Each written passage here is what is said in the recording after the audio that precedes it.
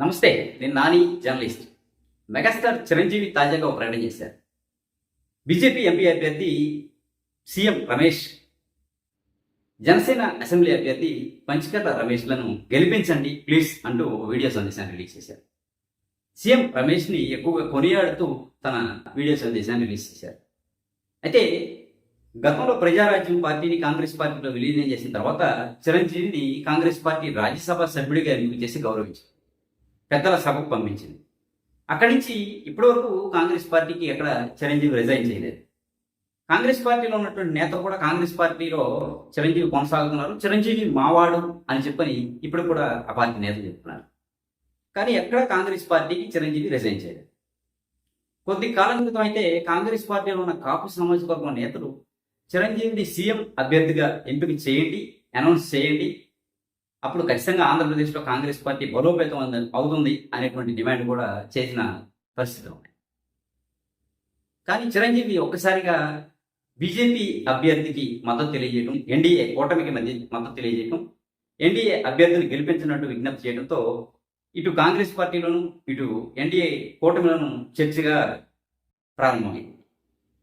చిరంజీవి తన భవిష్యత్ రాజకీయ ప్రయాణాన్ని, సెకండ్ ఇన్నింగ్స్ పొలిటికల్ జర్నీని ఎన్డీఏ కూటమి నుంచి స్టార్ట్ చేయబోతున్నారు అనేటువంటి చర్చ కూడా జరుగుతుంది. ఎలక్షన్స్ అనంతరం రేపటి ఎన్నికల తర్వాత కేంద్రంలో బీజేపీ ప్రభుత్వం ఏర్పడితే ఖచ్చితంగా చిరంజీవిని పెద్దల సభకు పంపిస్తారు ఎన్డీఏ నుంచి. అది జనసేన ద్వారా కావచ్చు లేదా డైరెక్ట్గా బీజేపీ నుంచి అవ్వచ్చు అనేటువంటి చర్చ కూడా సాగుతుంది. అంటే చిరంజీవి మరోసారి ఎన్డీఏ కూటమి నుంచి రాజ్యసభలో అడుగు పెట్టబోతున్నారు అనేటువంటి చర్చ బాగా జరుగుతుంది. ఇక్కడ చిరంజీవి ఎక్కడా కూడా తన వీడియో సందేశంలో టీడీపీ పేరు ప్రస్తావించారు. తెలుగుదేశం పార్టీ, జనసేన, బీజేపీ కలిసి తన ప్రయాణం సాగిస్తున్నాయి. కానీ ఎక్కడా కూడా టీడీపీ పేరు ప్రస్తావించకుండా టీడీపీకి ఓటేయండి అనేటువంటిది ఎక్కడ కూడా ఆయన విజ్ఞప్తి చేయలేదు. జనసేనకి, బీజేపీకి మాత్రమే ఓటేయండి ఆయన చెప్పుకొచ్చారు.